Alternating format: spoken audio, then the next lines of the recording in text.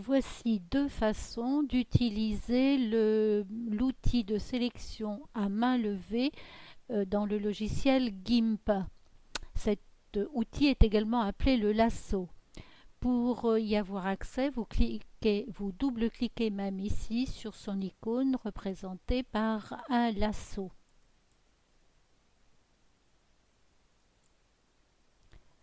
Vous pouvez choisir de cocher adoucir les bords, auquel cas les bords seront moins nets qu'autrement, moins tranchés. Je vais d'abord faire un essai sur un calque blanc. La première méthode consiste véritablement à dessiner, à tracer la ligne avec la souris. Pour commencer, on va cliquer un seul point n'importe où, ici, et puis sans lâcher le clic, nous allons dessiner la forme que nous souhaitons. Si je m'interromps, pour une raison ou pour une autre, je peux continuer en reprenant un tout petit peu plus loin et je recontinue ma ligne. Là, je m'arrête par exemple, je reprends un tout petit peu plus loin et je peux continuer. Je vais terminer en cliquant exactement où j'ai commencé. Et nous voyons ici les pointillés qui s'affichent, c'est la sélection qui est enfermée à l'intérieur. Ce qu'on appelle sélection, c'est la partie de l'image qui se trouve à l'intérieur des pointillés que nous voyons clignoter. C'est ce qu'on appelle la sélection. C'est une partie de l'image, simplement. Je reproduis à nouveau la manipulation. Je clique une seule fois pour commencer. Ensuite, je dessine à main levée. Ce n'est pas ce qui est le plus facile.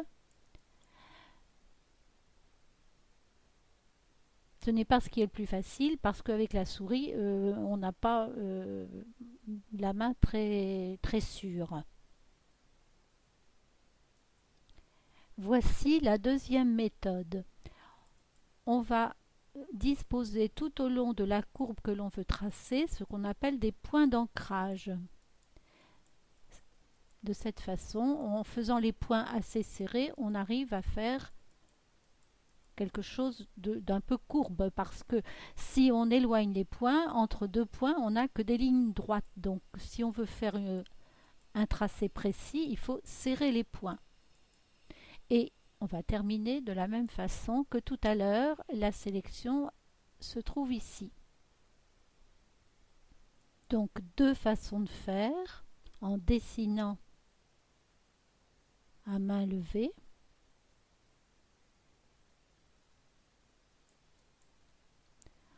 Ou bien en traçant des points.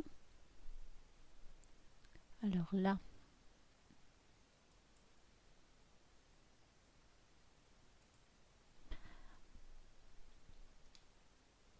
je reprends mon outil. En traçant des points tout au long. Et en terminant, comme tout à l'heure, dans le premier.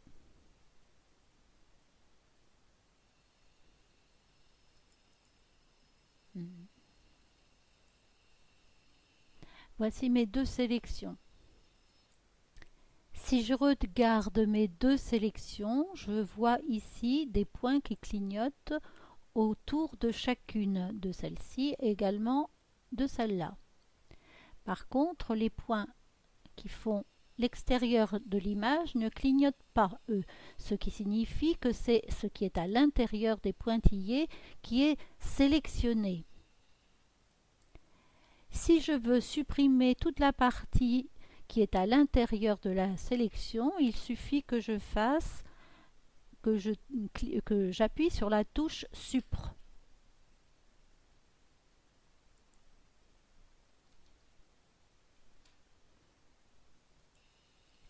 Ou bien en faisant édition, effacer.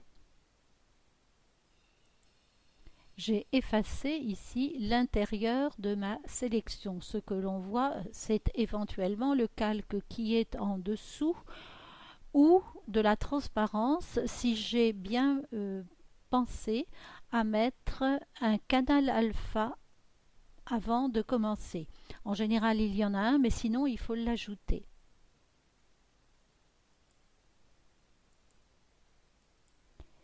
Imaginons maintenant que ce n'est pas l'intérieur des deux sélections que je veux enlever, mais au contraire, la partie qui est à l'extérieur. Je vais revenir en arrière pour me retrouver dans la situation précédente. Mes sélections sont toujours en train de clignoter, mais ce que je voudrais en ce moment, c'est justement les détacher du fond. Alors pour les détacher, il va falloir supprimer la partie blanche qui est autour des sélections, qui est à l'extérieur. Pour cela, je vais devoir ce qu'on appelle inverser la sélection, c'est-à-dire au lieu de sélectionner l'intérieur, je vais sélectionner l'extérieur.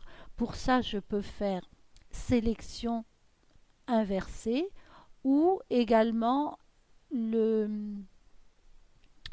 le raccourci clavier CTRL plus I. Cette fois, si nous regardons les sélections, nous voyons toujours qu'elles clignotent les deux, mais par contre, vous pouvez voir également que la bordure de l'image clignote, ce qui signifie que c'est la partie comprise entre la bordure de l'image et l'extérieur de la sélection qui est sélectionnée. Donc maintenant, si je fais édition, effacer, c'est la partie extérieure qui a été enlevée. C'est en fait le principe de ce qu'on appelle le détourage, c'est-à-dire séparer un objet de son arrière-plan. Il faut pour cela tracer une sélection autour de lui et ensuite inverser cette sélection pour sélectionner l'extérieur et effacer cet extérieur. Ce qu'il faut savoir, c'est qu'une sélection se marque sur tous les calques que nous avons dans notre image. Si je regarde mes calques, ici j'en ai plusieurs, la sélection est marquée bien sûr sur celle où j'ai tracé, mais elle est également marquée. On voit la trace, là j'ai enlevé la visibilité de mon calque blanc, mais ces sélections sont néanmoins tracées sur tous les calques et c'est important de le savoir. Justement, pour que ces sélections ne restent pas marquées sur tous les calques et en particulier pas sur celui de la fleur qui se trouve dessus, je vais faire sélection, aucune. Et bon, je vais cacher la visibilité de mon calque blanc ici. Même si on ne voit plus la sélection, on voit toujours le calque, il faut enlever sa visibilité. Donc cette fois, je n'ai plus que l'image de la fleur. Ce que je vais faire maintenant, c'est détourer la fleur à l'aide de cet outil lasso. La détourer, c'est-à-dire la séparer de son fond qui est vert, de façon que je puisse aller la coller ailleurs sur une autre image, sur un autre fond. Je vais donc m'y prendre de la même façon que tout à l'heure, mais il est recommandé, lorsque l'on fait un détourage pour être plus précis, il vaut mieux agrandir assez fortement l'image. Je vais donc agrandir mon image. La mettre par exemple à 200%. Ensuite, je vais la déplacer.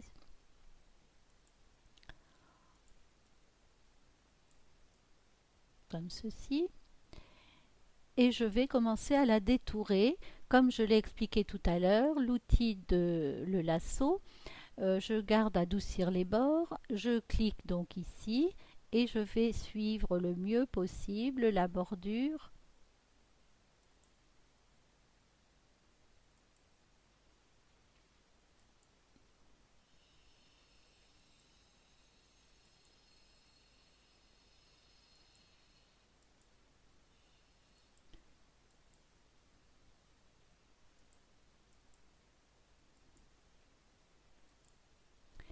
Bon, j'ai terminé le tracé hors caméra. Je vais finir devant vous. Donc je termine par le dernier point. Je double-clique dessus et voici ma sélection qui est ici, qui est tracée. Évidemment, plus le contour est courbe et plus il vous faudra serrer que les points sont très serrés les uns à côté des autres. Ma sélection actuelle est l'intérieur de la fleur qui est ici. Si je veux me débarrasser de ce fil qui traîne, je clique sur un autre outil.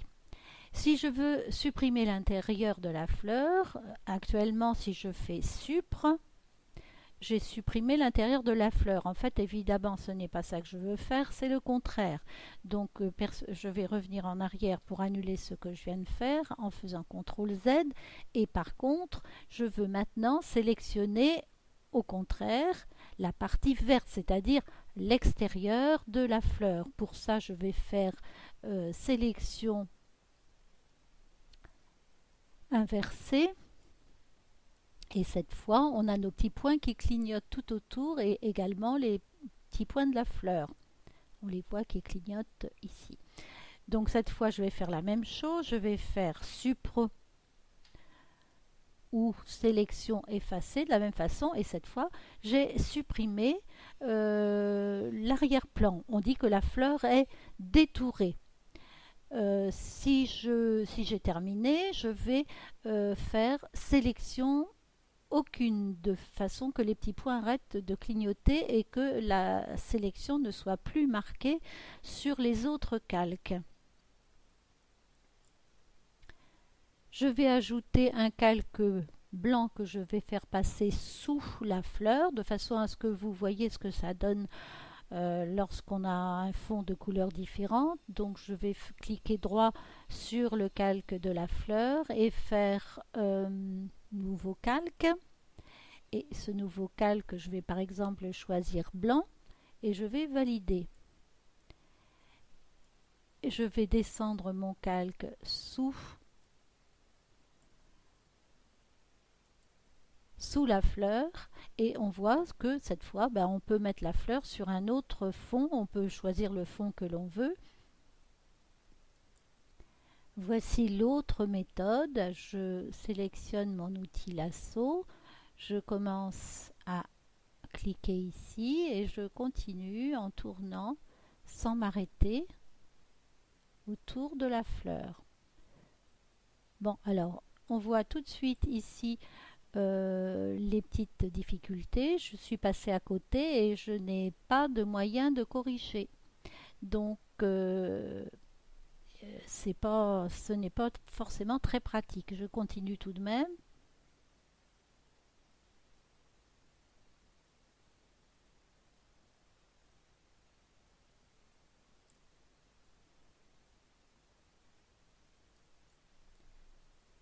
Cet outil lasso est le plus simple à utiliser, mais il est loin d'être le plus performant. Il est assez difficile d'être précis avec le lasso. Donc on commence avec le lasso et on essaiera de trouver des méthodes un petit peu plus performantes. Je fais comme précédemment, je vais inverser la sélection en faisant sélection inversée et je vais supprimer cette sélection inversée qui est donc l'extérieur de façon à avoir la fleur uniquement. Je vais faire sélection aucune, que les pointillés s'effacent et je vais être comme tout à l'heure. Je n'ai plus qu'à mettre un autre fond de couleur. Par exemple ici je peux mettre alors je vais faire nouveau calque, couleur de premier plan, il va être bleu, valider et je vais le faire passer dessous en cliquant sur cette flèche verte. Ça va descendre mon calque bleu sous la fleur, ce qui va permettre de la voir. Voilà. Voilà, vous avez utilisé l'outil lasso. Encore une fois, ça n'est pas un outil très performant, mais il est très simple d'utilisation et il nous a permis de détourer grossièrement cette fleur. Lorsque les tracés sont un peu compliqués, il va être très difficile d'utiliser cet outil. On en étudiera d'autres.